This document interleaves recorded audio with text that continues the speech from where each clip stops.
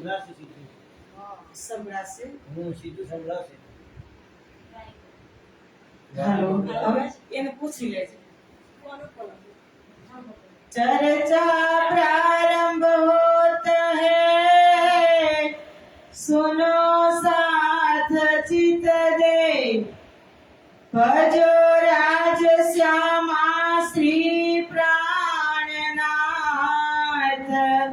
सखी जीवन हमारा ये।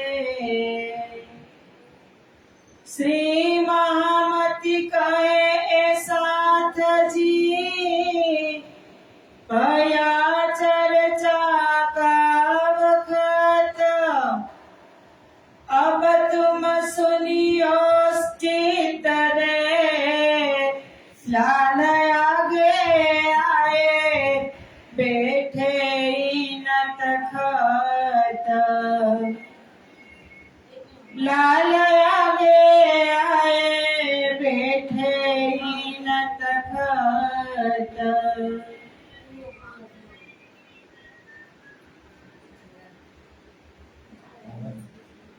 बोलो श्री प्राणनाथ प्यारे की जय। भविष्य पुराण में राजा कहे जुगचार,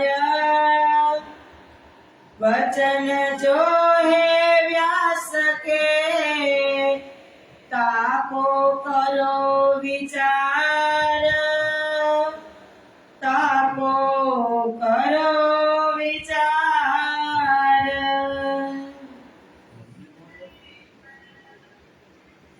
હવે આવે છે અવાજ? આપણા અહીં તો આવે છે, મારા નણંદ જોવે છે એને નહીં આવતો. એનો ફોન આવ્યો તો આપણે આવતો હોય ને તો એને આવતો જ. આવે છે તો એટલે પૂર્ણ બ્રહ્મ પરમાત્મા શ્રી રાજ શ્યામાજીની અસીમ કૃપા,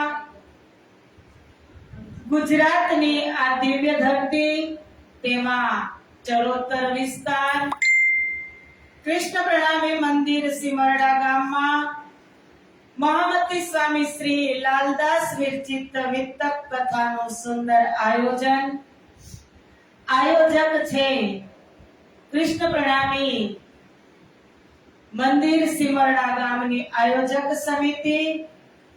આયોજક સમિતિ દ્વારા આમંત્રિત સિમરડા ગામના ભાવિક ભક્તજનો તથા રાજજી મહારાજના અત્યંત લાડીલા ધર્મપ્રાણ ધર્મ શિરોમણી સુંદરસાજી, તમારા હૃદયમાં બિરાજમાન શ્રી રાજ શ્યામાજીના શ્રી ચરણોમાં કોટી કોટી પ્રેમ પ્રણામ.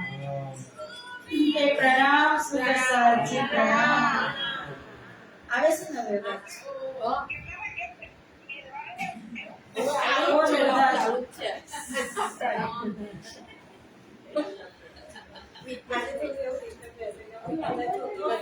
લાઈવ સુંદર સાજી ક્ષમા કરજો, આજે પહેલો દિવસ શીખવામાં જશે.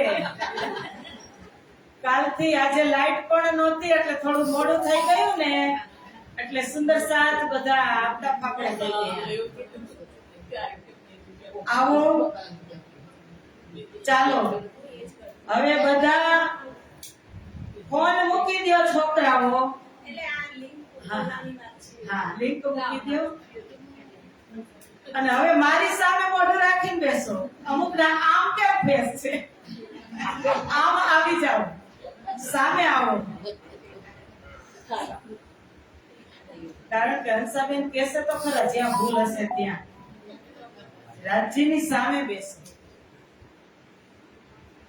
પૂર્ણ બ્રહ્મ પરમાત્મા શ્રી રાજ શ્યામાજીની અસીમ કૃપા આપણા બધા જ સુંદર સાથ ઉપર પલ પલ વરસી રહી છે. તેથી જ તો હર વર્ષની જેમ આ વર્ષે પણ આ ગામના સુંદર સાથ હર વર્ષે વિતક કથાનું આયોજન કરે છે. અને એમાં આ વર્ષે મોકો મળી ગયો સુરતના સુંદર સાથને. સુંદર સાથજી મધ્ય પ્રદેશની દિવ્ય ધરતી બુંદેલખંડ અને પન્ના નગરીમાં એટલે કે શ્રી પાંચ પદ્માવતીપુરી ધામ શ્રી બંગલાજી દરબારમાં શ્રીજીની આજ્ઞા અનુસાર વિક્રમ સંવત 1751 અષાઢ વદ પંચમીના દિવસે શ્રીજીની આજ્ઞા અનુસાર એના આદેશ અનુસાર મહામતી સ્વામી શ્રી લાલદાસજી મહારાજ આજના જ દિવસે એક ગાથા લખવાની શરૂઆત કરી, પ્રારંભ કર્યો. વિતક લખવાનું શરૂ કર્યું. વિતક એટલે ઇતિહાસ, બુનિયાદ, વીતી ગયેલી વાત, અને આમ જોવા જઈએ તો આપણા બંને હાદીના જીવન ચરિત્ર. વિતક એ શબ્દ અમારી ઇન્દ્રાવતીજી સખીએ વાણીમાંથી લીધો. વાણીમાં ઘણી જગ્યાએ ચોપાય છે કે જ્યાં વિતક શબ્દ આવે છે કે મેરે દિલ કી દેખિયો ના દર્દ ના કછુઈ સક ના સેવાના બંદગી એહી મેરી વિતક. વિતક શબ્દ વાણીમાં પણ છે અને એ વિતક એટલે ઇતિહાસ, સ્ટોરી, બુનિયાદ, ગાથા, વીતી ગયેલી વાત અને બંને હાદી, બંને સદગુરુના જીવન ચરિત્ર.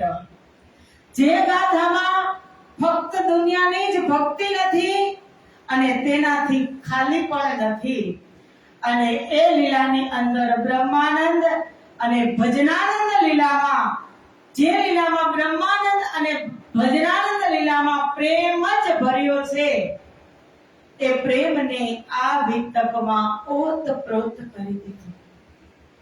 વિતકનું મહત્વ શું? આપણે હર વર્ષે વિતક શ્રવણ કરીએ છીએ. શું કામ? આ વર્ષે વિતક કેટલામું વર્ષ છે વિતકનું ખબર છે? 331મું વર્ષ છે વિતકનું. એટલા વર્ષથી આપણે વિતક શ્રવણ કરતા આવ્યા છીએ. એ પરંપરા છે. અમારા હાદી સ્વામી શ્રી પ્રાણનાથજીએ ત્યારથી જ પરંપરા ચાલુ રાખી. વિતક શ્રવણ કરવાથી શું લાભ થાય? દર વર્ષે એ જ કથા, એ જ વાત, એ જ ચરિત્રો. શું કામ? પણ જે મારી અને તમારી અંદર જે મલિનતા છે, મનની મલિનતા, એને દૂર કરવા માટે વિતકમાં કીધું કે વિરોધ સારા વિશ્વ કા ભાગતઈ ન વિતક सबको पहचान हो वही पहुंचे कदमों કે જે વિરોધતા છે, અંદર વૈમનસ્યતા છે, એ આ કથા શ્રવણ કરવાથી દૂર થઈ જાય. યુનિટી વધે, એકતા વધે સુંદર સાથમાં. હર વર્ષે વિતક આપણે શ્રવણ કરીએ છીએ અને આ વિતકની અંદર વિતક લખવા કોણ બેઠું? સ્વામી શ્રી લાલદાસજી મહારાજ. પણ લાલદાસજી મહારાજ ક્યારે લખવા બેઠા? ધનીજીની આજ્ઞા તો ઠીક છે જ, પણ પ્રાણનાથજી, સ્વામી શ્રી પ્રાણનાથજીની પાંચો શક્તિ અલંકૃત કરી અને એને મહામતીથી નવાજ્યા. પાંચો શક્તિ કઈ? ધનીજી કો જોશ, આત્મ દુલ્હીન, નૂર હુકમ, બુદ્ધ મૂલ વતન. એ પાંચો મિલ ભઈ મહામત, વેદ કતેબ પહોંચી શરત. પાંચો દિવ્ય શક્તિઓનું જે સમીકરણ થઈ જાય છે ત્યાં તેમને મહામતીની ડિગ્રી, લાલદાસજી મહારાજને મહામતીની ઉપાધિ મળે છે અને સ્વયં તે વિતક લખવા પંચમીના દિવસે બેસે છે. એની પહેલા લાલદાસજી મહારાજને કેમ ખબર મહામતી સ્વામી શ્રી પ્રાણનાથજીની જીવની? મહામતી સ્વામી શ્રી પ્રાણનાથજીને કેમ ખબર સદગુરુ ધણી શ્રી દેવચંદ્રજી મહારાજની જીવની? સદગુરુ ધણી શ્રી દેવચંદ્રજી મહારાજને કેમ ખબર વ્રજ અને રાસની લીલા? પણ જે પાંચો શક્તિ છે ને એમાં એક શક્તિ એવી દિવ્ય શક્તિ છે અક્ષર બ્રહ્મની બુદ્ધિ, જેમણે બધી જ લીલાઓના દર્શન કર્યા છે. અને એ અક્ષર બ્રહ્મે પોતાના ચિત્તમાં અને બુદ્ધિમાં વ્રજ અને રાસની લીલા અખંડ કરી છે અને તારતમથી તે અખંડ કરતા જાય છે. તારતમથી બધી જ જાણકારી શ્રીજીને છે અને તેનાથી બધી જ જાણકારી કોને છે? હવે મહામતી સ્વામી શ્રી લાલદાસજી મહારાજને. लालदासजी महाराज वितक लखवा बैठा, 3 स्वरूप की वितक ऊपर लखेलू छे. अथः 3 स्वरूप की वितक हादी, मेहंदी અને ઇમામ લખવાની છે. જાગણી લીલા જ વિતકમાં, પણ એની પહેલા લિંક બાંધી પરમધામ પણ લાલદાસજી મહારાજ લઈ જશે, મૂલ મિલાવામાં પણ લઈ જશે. મહાકારણ રાજ્યના હૃદયમાં કેવી રીતે પ્રગટ થયું તેના પણ દર્શન કરાવશે અને મહાકારણ પછી વ્રજની લીલામાં ઉતરશે, જાગણી લીલાની અંદર ઉતારશે, રાસ લીલાના દર્શન કરાવશે અને પછી જાગણી લીલામાં હાદી, મેહંદી અને ઇમામની વિતક લખવા બેઠા છે મહામતી સ્વામી શ્રી લાલદાસજી મહારાજ. તો હાદી નો શાબ્દિક અર્થ થાય ઉપદેશક. સદગુરુ ધણી શ્રી દેવચંદ્રજી આદિ બની અને આપણા સંપ્રદાયની અગ્રેસર બની અને આવ્યા. મહેંદી કહેતા અક્ષર બ્રહ્મની બુદ્ધિ, જેને બધી જ લીલાઓના દર્શન કર્યા છે, અને ઇમામ એટલે સ્વયં મહામતી સ્વામી શ્રી પ્રાણનાથ. તો વિતક લખવા બેઠા બંગલાજી દરબારમાં. તો કથાની એ વિશેષતા હોય છે સુંદર સાથજી, કે જ્યાંની કથા હોય ને ત્યાં એ સ્વરૂપ મારું અને તમારું મન અને બુદ્ધિ રમણ કરવા માટે. જેવી રીતે પંખી રાતે એના ઘોંસલામાં હોય, એના માળામાં હોય, સવાર થતા જ પંખી એનો માળો છોડી, એનો ઘોંસલો છોડી અને પ્રકૃતિમાં પૂરા દિવસ સુધી રમણ કરે અને રાત્રે ફરી પાછો એના ઘોંસલામાં આવી જાય, માળામાં આવી જાય. એમાં મારી અને તમારી મન, બુદ્ધિ અને ચિત્ત આજે બંગલાજી દરબારમાં, અત્યારે જ બંગલાજી દરબારમાં મહામતી સ્વામી શ્રી લાલદાસજી મહારાજ ની હાજરી તે વિતક લખે છે અને બધા જ સુંદર સાત ખચાખચ બંગલાજી દરબારમાં ઉપસ્થિત છે. એમાં આપણે પણ બધા જ સુંદર સાત બંગલાજી દરબારમાં બિરાજમાન થઈ જઈએ. એકદમ ટટ્ટાર બેસી જાઓ. રાત્રિનો સમય છે એટલે આળસ તો આવશે. જેટલો શરીરને ટેકો આપશો એટલી નીંદ આવશે, અને નીંદ આવવી જ જોઈએ. કથામાં નીંદ આવે એ બહુ જ સારું, કારણ કે નીંદને પણ મુક્તિ જોઈએ ને. નીંદ આવે તો મુક્તિ મળે નીંદને. આ પવિત્ર જગ્યા જ્યાં રાજશ્યામાજી બિરાજમાન છે, એમનો પરમ પવિત્ર દરબાર છે, અને મુક્તિ માટે તો બધા જ દ્રવ્ય આવે. એક નીંદ એમાં એક મહાન મોટો પદાર્થ છે.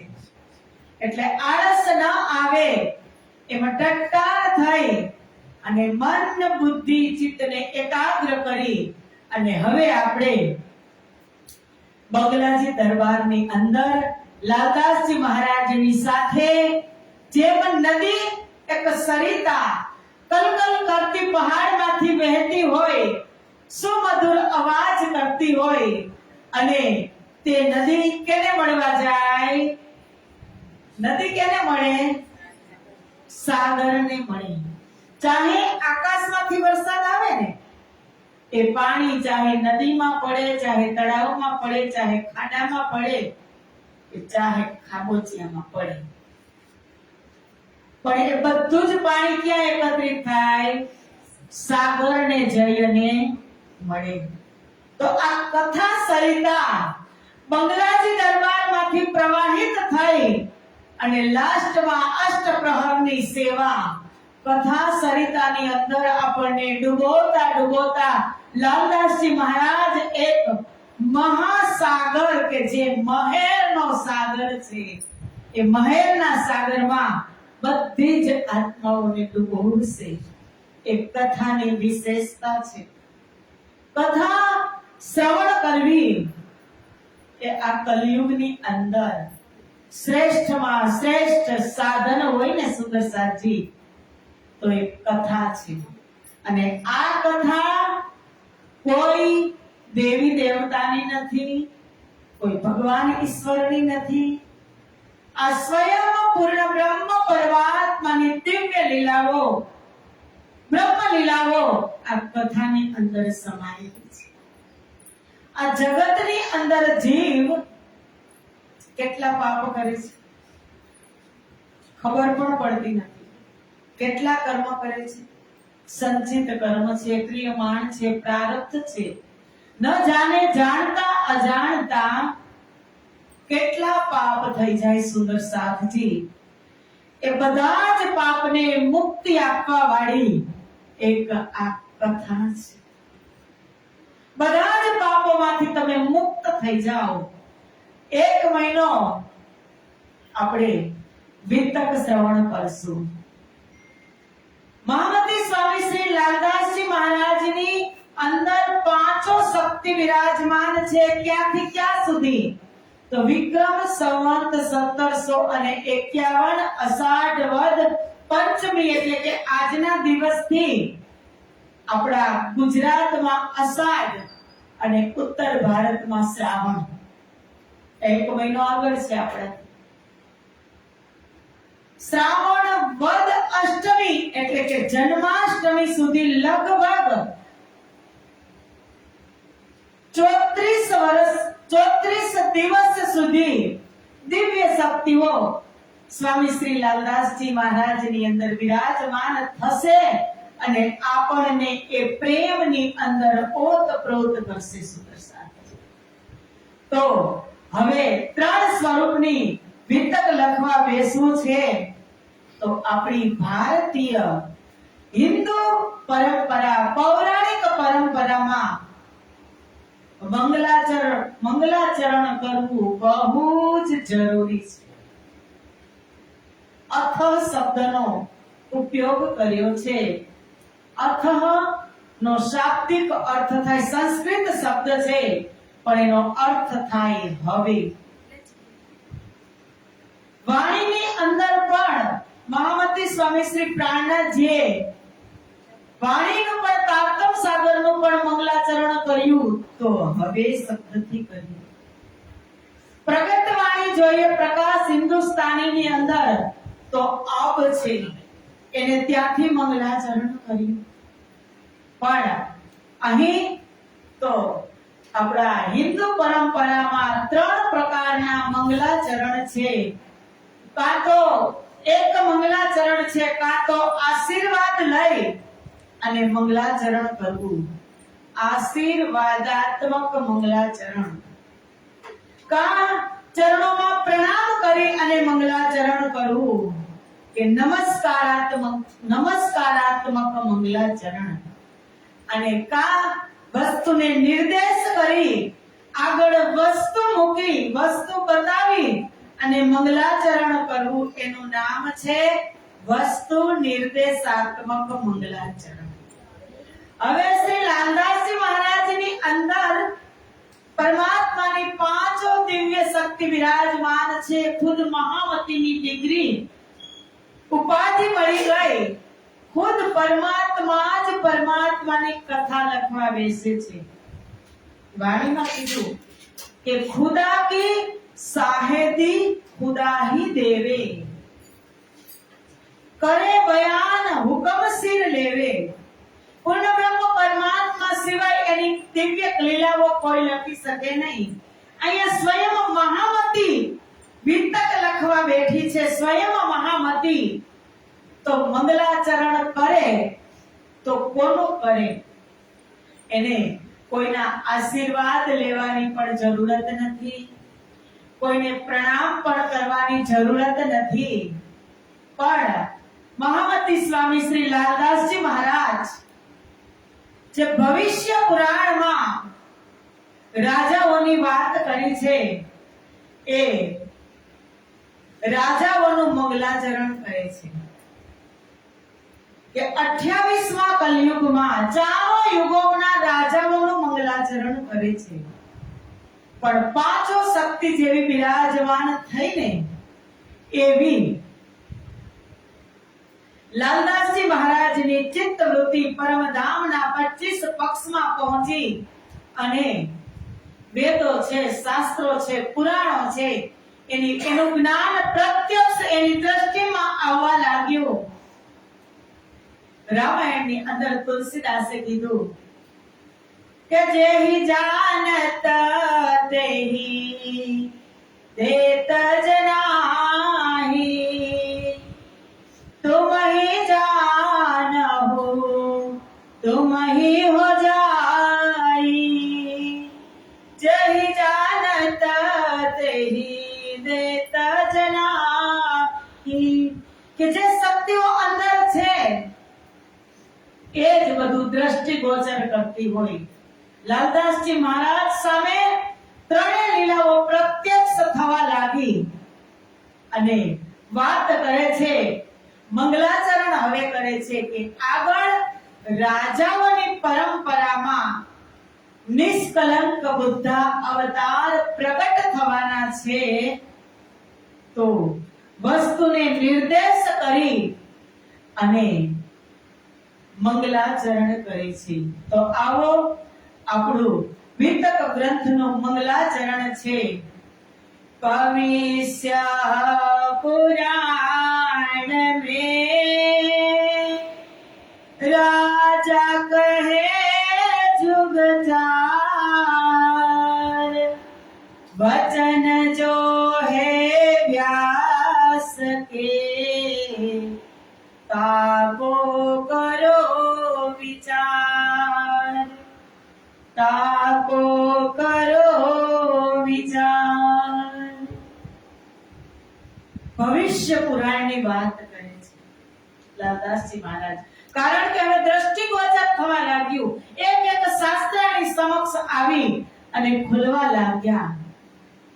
તો ભગવાન વેદવ્યાસ કે જે ભગવાન વેદવ્યાસના પિતા પરાશર ઋષિ અને માતા સત્યવતી, જુઓ આ સંસાર, આ જગતમાં જીવાત્માઓનો ઉદ્ધાર કરવા માટે ભગવાન વેદવ્યાસ જ્ઞાનાવતાર રૂપમાં પ્રગટ થયા. જ્ઞાનનો અવતાર લઈ.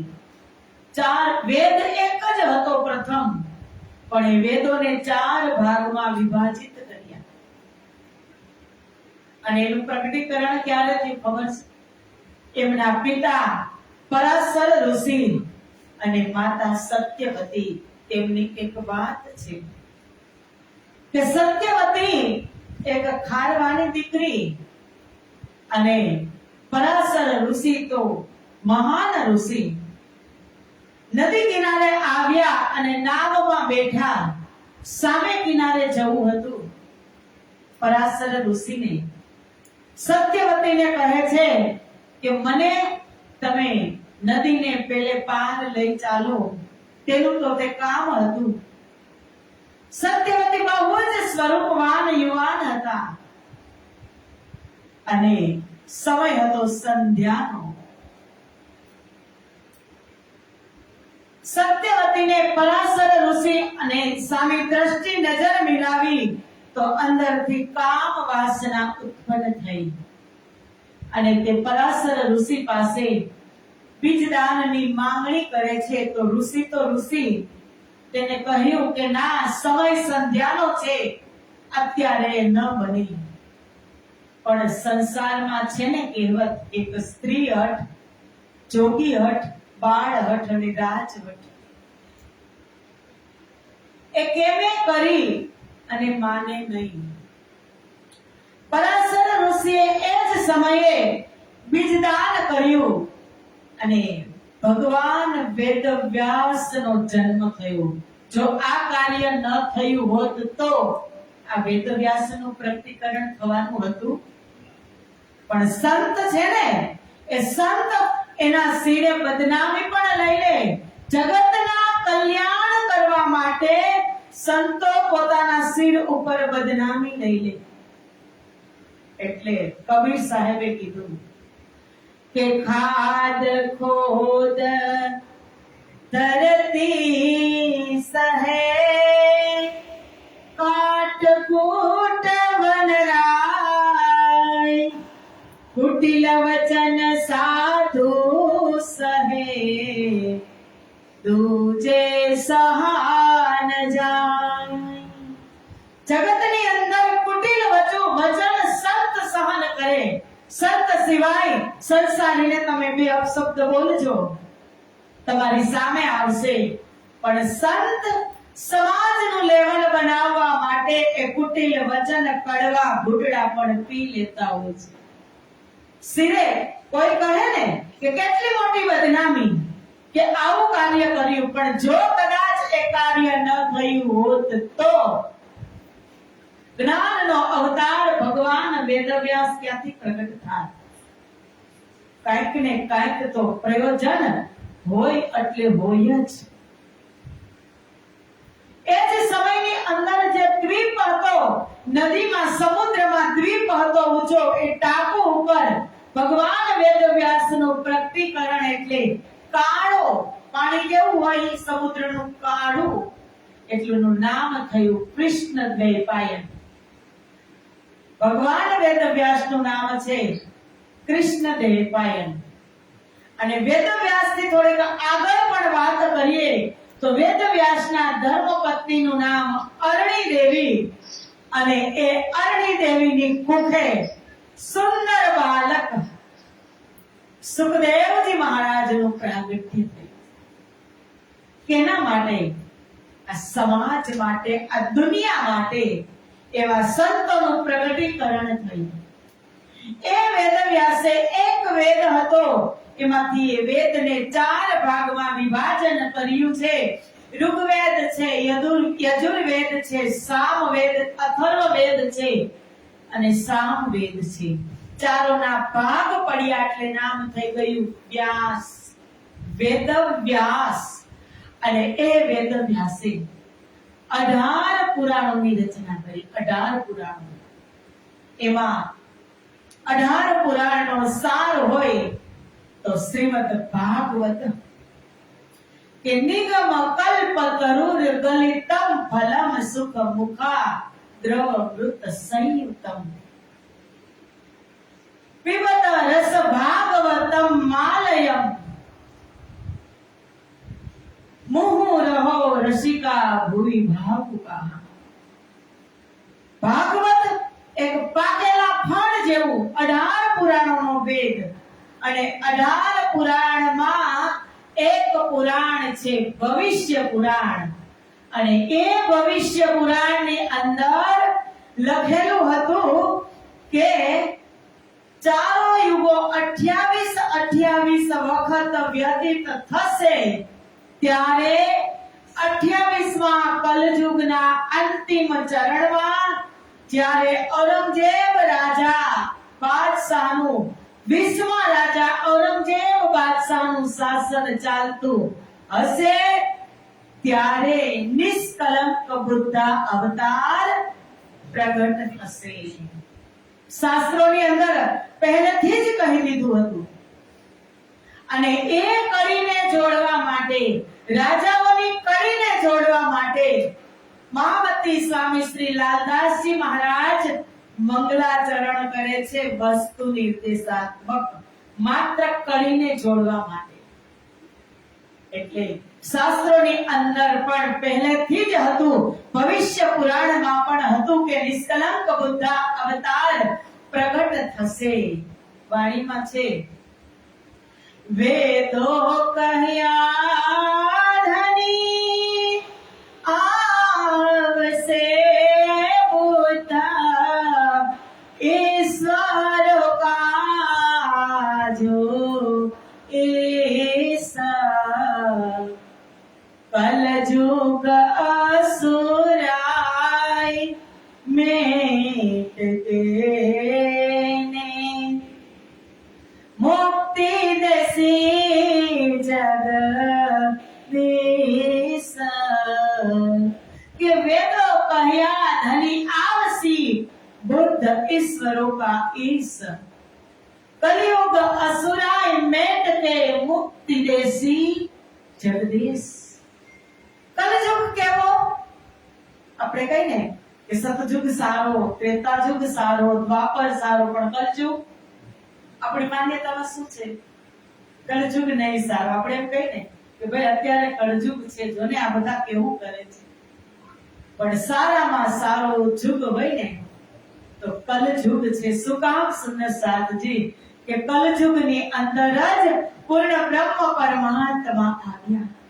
યુગ, યુગોનું નામ કેવી રીતે પડ્યું? યુગ એટલે એક સમયનો પ્રવાહ. સમય તો એ જ છે.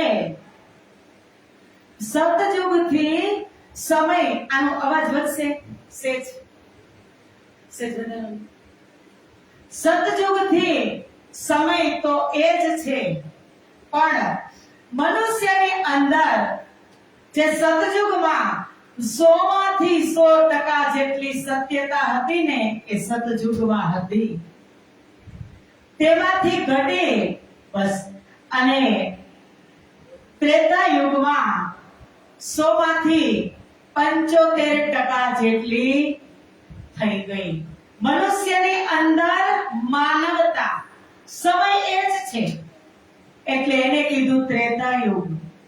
દ્વાપર, દ્વા એટલે અડધું.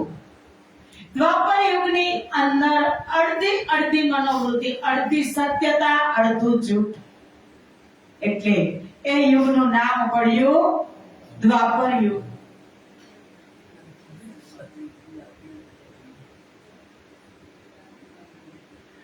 અને હવે આવ્યો કલયુગ. તો હવે શું કહું હું? કલયુગની વાત, 1 લીટર દૂધમાં 1 લીટર પાણી, સાથોસાથ મિક્સ. જેટલું જૂઠ એટલું જ સત્ય, જેટલું સત્ય એટલું જ જૂઠ. તમને ખબર પણ ન પડી, એનું નામ છે કલયુગ. પણ કલયુગની અંદર જે શ્રેષ્ઠમાં શ્રેષ્ઠ પરિપૂર્ણતમ અવતાર. તો હવે કલયુગની ઉંમર, સતયુગની ઉંમર જોઈએ ને તો સતયુગની ઉંમર છે 27,28,000 વર્ષ. એ સારો યુગો એક વખત વ્યતીત થાય ને ત્યારે એક ચતુર્યુગ કહેવાય.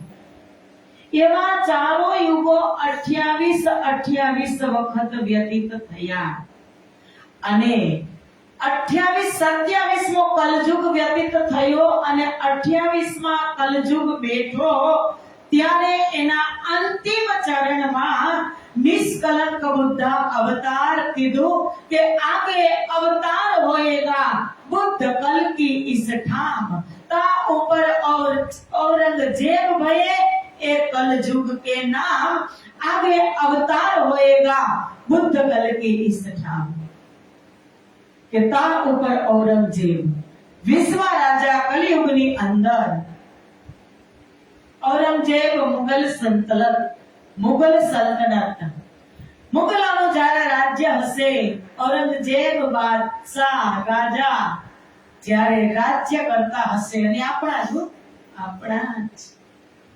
કારણ કે પ્રગટ થવાનું છે નાયક ને તો પ્રતિનાયક પેલા આવી જાય આ સંસારમાં. નાયક એટલે હીરો. પરમાત્માને સંસારમાં પ્રગટ થવાનું છે તો પ્રતિનાયક આવી ગયા. અવતારોની પરંપરામાં પણ તમે જોજો કે જ્યારે રામથી રાવણ પેલા છે કે નથી, કૃષ્ણથી કંસ પેલા છે કે નથી. આ જગત એક પિક્ચર છે. જગતની અંદર આપણે બધા પિક્ચર જોવા આવ્યા છીએ અને એ પિક્ચરની અંદર માત્ર હીરો જો હોય તો પિક્ચર જોવાની મજા આવે. એમાં વિલનનું પાત્ર મજબૂત હોય ને તો જ મજા આવે. આવે કે નહીં? તમે જોજો એમાં વિલન ઢીલા પડી ગયા, પિક્ચર ફેલ. વિલન હીરો કરતા પણ વિલન મજબૂત જોઈ. અને એવા ઘણા તમે જોજો જય વિજય ની વાત આપણે આગળ આવશે કે ત્રણ અવતારમાં અને ત્રણ અવતાર સુધી સતયુગમાં હિરણ્યકશિપુ અને હિરણ્યાક્ષ બેઉ ભાઈ થઈ અને આવ્યા. એ જ જય વિજય. અને ત્યારે ઋષિ ભગવાન પ્રગટ થયા અને એનો ઉદ્ધાર કર્યો. ત્રેતા યુગની અંદર રાવણ અને કુંભકર્ણ આવ્યા. ત્યાં સંઘાતિક તરીકે વિભીષણ છે અને ભગવાન વિષ્ણુ રામનો અવતાર એનો ઉદ્ધાર કર્યો. મથુરામાં તમે જુઓ તો શિશુપાલ અને દંતવક્ત્ર બેઉ સગા ભાઈ, તેનો ઉદ્ધાર કરવા કોણ આવ્યું? ભગવાન શ્રી કૃષ્ણ. અને આમાં પણ નાયક પણ છે અને પ્રતિનાયક પણ છે. નાયક અને પ્રગટ થવાનું છે નિષ્કલંક બુદ્ધ અવતારને, તો પ્રતિનાયકની લિંકમાં જોડવા જાય છે લાલદાસજી મહારાજ કે રાજા બનીને આવશે. પૂર્ણ બ્રહ્મ પરમાત્મા સંસારમાં પૂરા વિશ્વની અંદર એનું શાસન હશે, એની સત્તા હશે. કારણ કે ભગવાન વિષ્ણુના અવતાર નથી, એ તો અવતારના પણ અવતારી છે. સ્વયં પૂર્ણ બ્રહ્મ પરમાત્મા છે. એટલે કીધું કે જ્યારે અવતાર લેવાનું થાય ને, ક્યારે થાય? કે જ્યારે પૃથ્વી ઉપર ધર્મ ઘટે અને અધર્મ વધે અને ધર્મ ઘટે. ત્યારે ગીતામાં પણ કીધું ને, યદા યદા હિ ધર્મસ્ય ગ્લાનિર્ભવતિ ભારત અભ્યુત્થાનમ અધર્મસ્ય તદાત્માનં સૃજામ્યહં પરિત્રાણાય સાધૂનાં વિનાશાય ચ દુષ્કૃતાં સંભવામિ યુગે યુગે. થાય ને, સંભવામિ યુગે યુગે. એક યુગની અંદર અવતારો આવ્યા જ છે. પણ એ અવતારો ક્યાંથી આવ્યા? એ સ્વયં પરમાત્મામાંથી જ પ્રગટ થઈ અને આવ્યા અને પોતાની જ શક્તિમાં ફરી પાછા જઈ અને મળ્યા. પણ આ એક એવો પરિપૂર્ણતમ અવતાર છે નિષ્કલંક બુદ્ધ અવતાર. એમાં બે છે, બુદ્ધ અને કલ્કી. બુદ્ધ એટલે અક્ષર બ્રહ્મ અને કલ્કી એટલે સ્વયં અક્ષરાતીત પરમાત્મા બેઉ મળી અને નિષ્કલંક બુદ્ધ અવતાર. એમની આ દિવ્ય કથા છે કે બે જુદા જુદા છે છતાં એક કેમ? તો બે જુદા જુદા છે છતાં એક એમ કે બુદ્ધની શોભા વધારવા માટે કલ્કી તેમાં જોઈન્ટ થઈ ગયા, એની અંદર સમાહિત થઈ ગયા. એટલે નિષ્કલંક બુદ્ધ અવતાર ની વાત લાલદાસજી મહારાજ ભવિષ્ય પુરાણના માધ્યમથી લખી રહ્યા છે મંગલાચરણમાં. નિષ્કલંક બુદ્ધ અવતારે આ સંસારની અંદર નિજાનંદ સંપ્રદાય પ્રગટ કર્યો. શ્રી કૃષ્ણ પ્રણામી ધર્મ જે પરમધામની અંદર ગુપ્ત હતો તેને આ સંસારમાં પ્રગટ કર્યો એટલે કીધું કે પરમધામમાં શ્રી કૃષ્ણ પ્રણામી ધર્મ ક્યાં હતો? રાજીના હૃદયમાં ગુપ્ત હતો અને સંસારમાં પ્રગટ કર્યો એટલે બે શક્તિ એક થઈ અને નિષ્કલંક બુદ્ધ અવતાર થયા. સુંદર સાહેબજી બ્રહ્મ જ્ઞાન લઈને આવ્યા. વાણી એ શું છે? એ બ્રહ્મ જ્ઞાન છે. બ્રહ્મ જ્ઞાન લઈને આવ્યા એટલે કોઈ જાતિ કોઈ દેશ માટે જ ફક્ત નહીં, જાતિ કે દેશ માટે જ ફક્ત નહીં, પણ પૂરા વિશ્વ માટે, પૂરા વિશ્વને મુક્તિ આપવા માટે આ અવતારનું પ્રયોજન છે. એટલે જ કીધું કરની કરમ કછું ના રહે, કરની કરમ કછું ના રહે, ધની વડે કૃપાલ સો તો બુદ્ધજીએ મારિયા, સો તો બુદ્ધજીએ મારિયા. ત્રિલોકી કે કાલ કરની કરમ કછું ના રહે.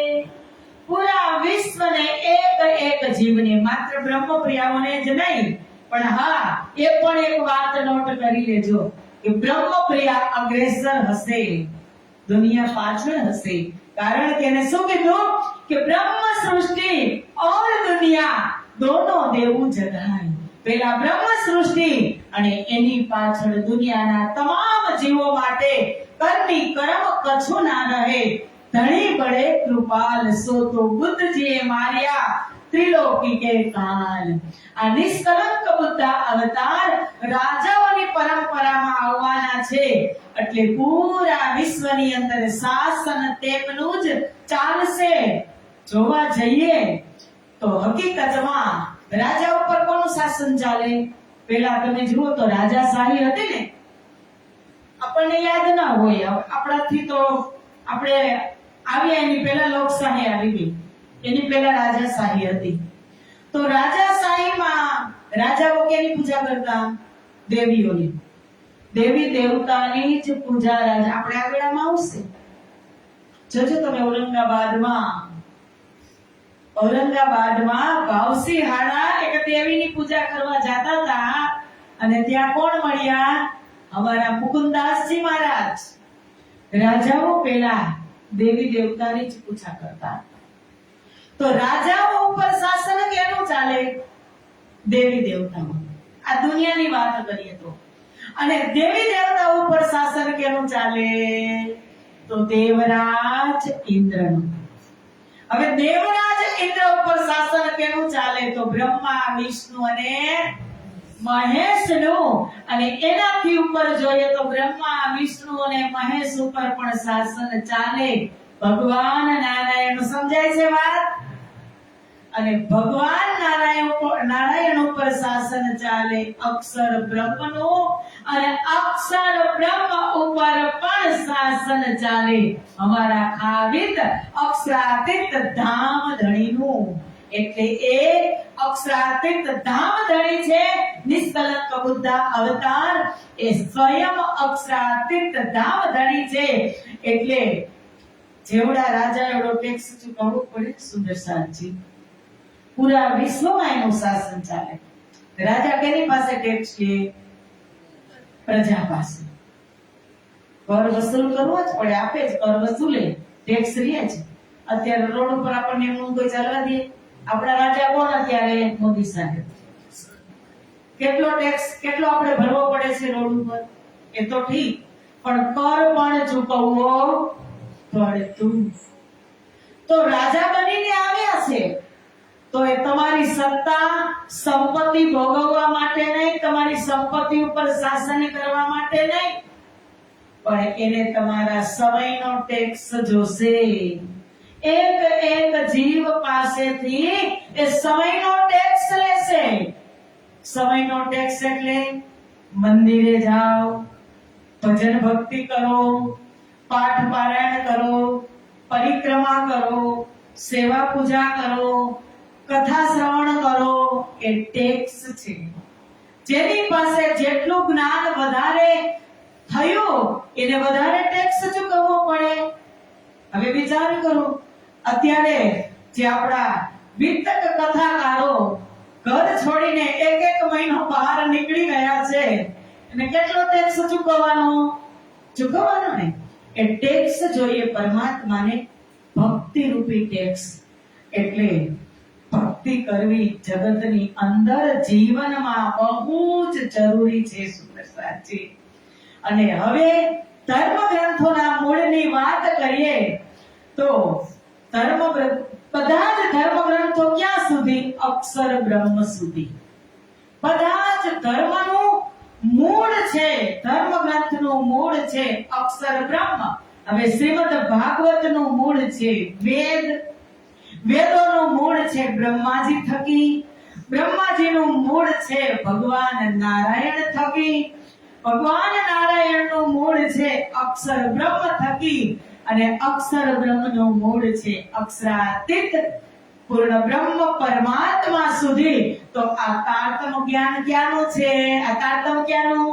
વાણી મેરે પીયુ કી ન્યારી જો संसार निराकार के पार थे तीन पार के भी पार. ક્યાંની વાણી છે? અક્ષરાતીત ધામધણીના હૃદયમાંથી પ્રવાહિત થયેલી શ્રી મુખવાણી આ સંસારમાં પરમધામથી આવી. તો નિષ્કલંક ઉદ્ધાવતાર આ સંસારની અંદર સામ્રાજ્ય કે સંપત્તિ ભોગવવા માટે નહીં, પણ વિશ્વ બ્રહ્માંડના એક આત્માઓ ઉપર સંસ્કારનું સિંચન કરવા માટે આવ્યા છે. કે મને ને તમને મનુષ્ય બનાવ્યા તો ઉદ્દેશ્ય શું? મનુષ્ય જ કેમ બનાવ્યા? પશુની લાઈનમાં કેમ ન બેસાડ્યા? ઉદ્દેશ્ય શું? મનુષ્ય તો બનાવી જ દીધા, ચલો, પણ હવે મારે સમજવાનું કે હું મનુષ્ય છું તો મારા જીવનનું ઉદ્દેશ્ય શું, લક્ષ્ય શું? ખાવું પીવું ને મોજ કરવી? હે, એ તો બધી યોનિમાં છે. ખોરાક પણ ખાવાનું, ઊંઘવાનું, મોજ કરવાનું, બધી જ મનુષ્યને છોડો ને એટલે બધી જ યોનિની અંદર માતા છે, પિતા છે, ભાઈ છે, બહેન છે, પતિ છે, પત્ની છે, પુત્ર છે, પુત્ર છે કે નથી? બધી જ યોનિમાં છે ને. આપણા જીવનની વિશેષતા શું? આપણા જીવનની વિશેષતા શું? બધી જ યોનિની અંદર જેવું આપણે છે એવું એને છે. તો વિશેષતા એ છે સુંદર સાજી કે મારી અને તમારી પાસે જાગૃત બુદ્ધિ છે. એ બુદ્ધિથી તમે હવે એક મહિનો સુધી શ્રાવણ મહિનામાં આપણે એક મહિનો સુધી અષાઢ અને શ્રાવણ વિતક એક મહિનો સુધી આપણે દોડાદોડ કરશું. વિતક છે, વિતક છે, વિતક છે. વિતક એક મહિના પૂરતું સીમિત છે. હે, વિતક 331 વર્ષથી ચાલુ થયું, હજુ ચાલુ જ છે. શું કામ? જેવી રીતે ચોમાસું આવે, અષાઢ મહિનાથી ચોમાસું બેસે દિવાળી સુધી, અને પ્રકૃતિ ખીલે, અને ખાડા અને ખબોચિયા અને તળાવમાં જીવ જંતુઓ દેડકા ડ્રાઉ ડ્રાઉ કરી અને વાતાવરણને પ્રફુલ્લિત કરે, અને દિવાળી આવે પછી પાણી સુકાઈ જાય તો જીવજંતુ ક્યાં જાય? ક્ષણિક સુખ માટે ક્ષણિક સુખ ભોગવી અને પાછા જ્યાં હતા ત્યાં જ જતા રહીએ. એમ આપણે એક મહિનો બહાર નીકળીએ, વિતક શ્રવણ કરવા જવું છે, વિતક શ્રવણ કરવા જવું છે. અને વિતક શ્રવણ પણ તમે કરો, પુષ્ટથી કરતા હશો કે પ્રવાહથી કે મરજાદથી, કે તમારી તમને ખબર હોય ને મારી મને ખબર હોય. પણ વિતક પૂરું કોઈ દિવસ થતું નથી. આપણે એ કહીએ છીએ, હજારો વાર તમે ચોપાઈ બોલી ગયા છો કે એને રે પગલે ચાલીએ પગલા એ પરમાણ. કયા પગલા? કયા પગલાની વાતો કરીએ છીએ? જે પગલા વિતકમાં લાલદાસજી મહારાજે ભર્યા કે લાલ રાસ સંગ ચલે ખાલી લેકર હાથ નિભાહે આખર લો ચલે શ્રી રાજ કે સાથ. એ પગલા આપણે ભર્યા. વિતક પૂરું થાય પછી અજ્ઞાનતાની ચાદર ઓઢીને સૂઈ જવાનું. ફરી પાછું આવતું વર્ષ વિતકનું આવે ત્યારે ડેડકાની જેમ ડ્રાઉં ડ્રાઉં ડ્રાઉં કરવાનું. વિતકમાં જવું એવું નથી, હું તમને નથી કહેતી હો, બધા જની વાત છે. બધા જની આ જ ગતિ છે, આટલી જ મતિ છે. કારણ કે પ્રાણનાથજીએ કીધું કે માનખે દેહ અખંડ ફલ પાયે સો ક્યો પાઈ કે વૃથા ગુમાયે. એ તો અદખીના કાયાવસાર ગમાવત માજનીદાર. કે મનુષ્ય તન મળ્યું છે તો કાંઈક કરી અને જવાનું. માનખે તે અખંડ ફલ પાય. અખંડ ફળ કયું અખંડ ફળ? મુક્તિ, મોક્ષ. નહીતર મનુષ્ય તનની અંદર પણ નરકમાં જવા વાળા જાય છે કે નથી જતા? જોઈ છીએ આપણે. એવું કાર્ય કરે છે.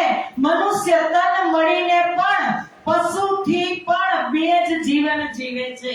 એને શાસ્ત્રમાં કીધું યેસામ ન વિદ્યા ન તપો ન દાનમ જ્ઞાનમ ન શીલમ ન ગુણો ન ધર્મ.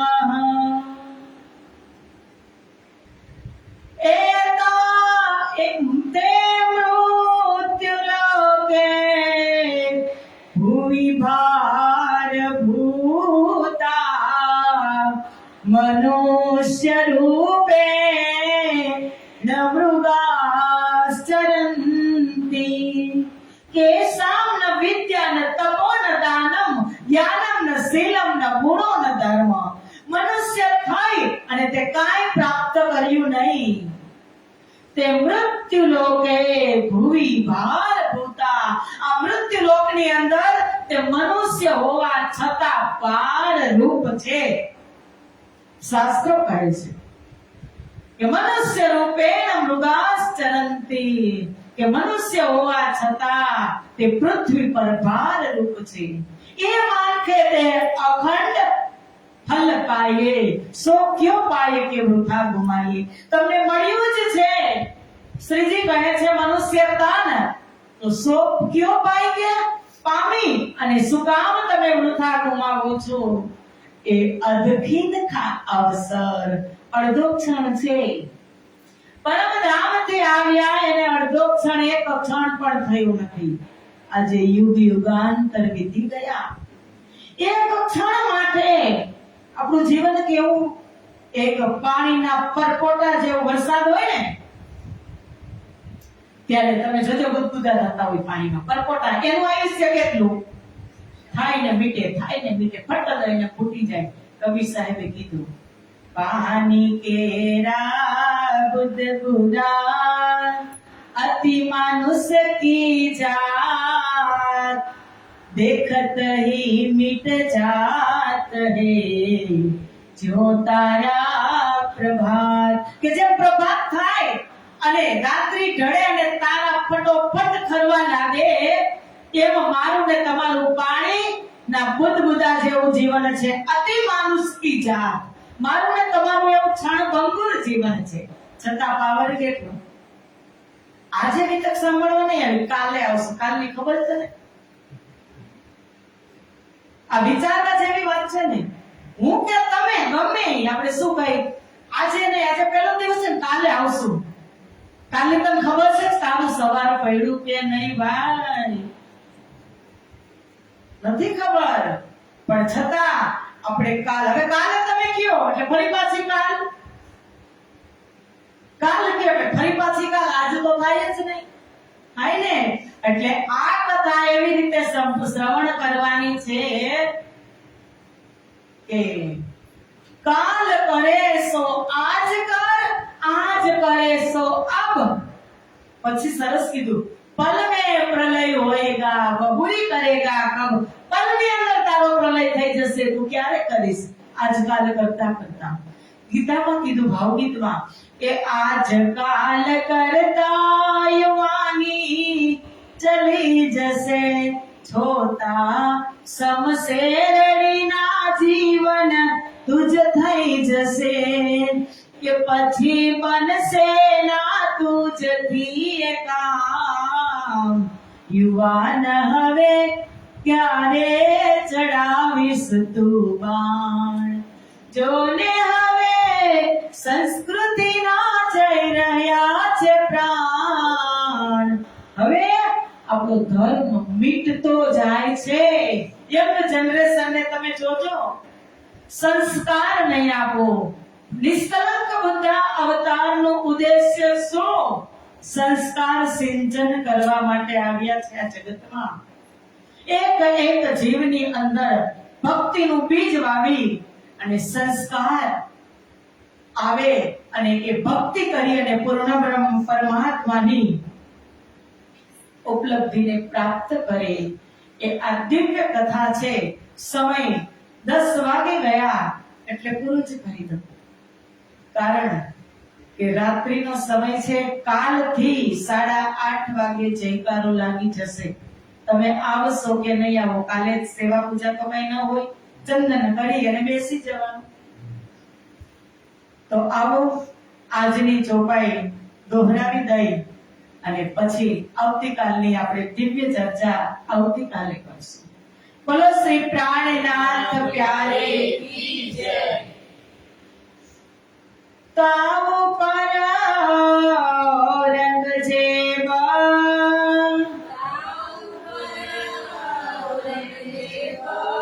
કે કલયુગ કે નામ,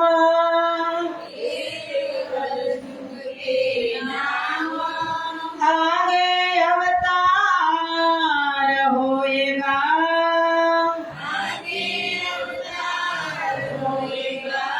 बुद्ध कल की इस ठाम,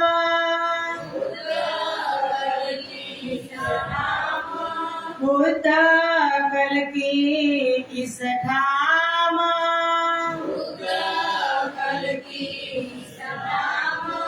बोलो श्री प्राणनाथ प्यारे की जय, कृष्ण कन्हैया लाल की जय, सद्गुरु महाराज की जय, श्री तीनोपुरी धाम की जय, जगत गुरु श्री आचार्य महाराज की जय, कृष्ण प्रणामी धर्म की जय, स्वामी श्री रामदास जी महाराज की जय, कृष्ण प्रणामी धर्म की जय, समस्त सुंदर सात की जय।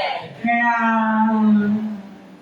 पिया तुम हो देसी के जियो में हरज करूं मेरी रुधि, हमारे सीना तुम्हारी न करो मेरा, तलप तलप जाए जीवाजी, बिगड़ा तो जीवे नहीं पिया, क्यों मिटे दिल की प्यास जी, तुम बिना मेरी न सो कहूं पिया, तुम हो मेरी आस जी, आस बिरानी तो करूं पिया, जो दूसरा होय जी,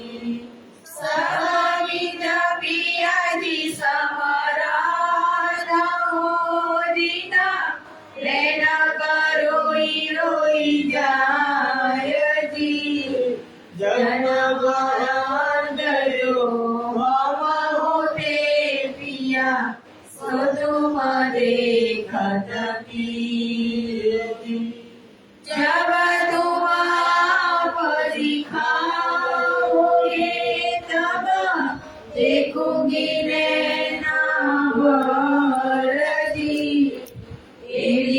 हार पिया शून्य के अब दिन करो अब जी क्षण खबरों लिखियो में अर्ज करूं मेरे पियो जी पिया रजतो में करूं पिया आड़ी बड़ी अंतराय जी सोई अंतराय लाल के दुआ लीजिए कंठ लगाए जी कंठ लगाए कंठ सोपिया कीजिए आस विलास जी महाराणे जाय सिंद्रावती पिया राखो कदमों के पास जी तुम दुल्हा में दुल्हनी पिया और न जानो बात जी इस बसो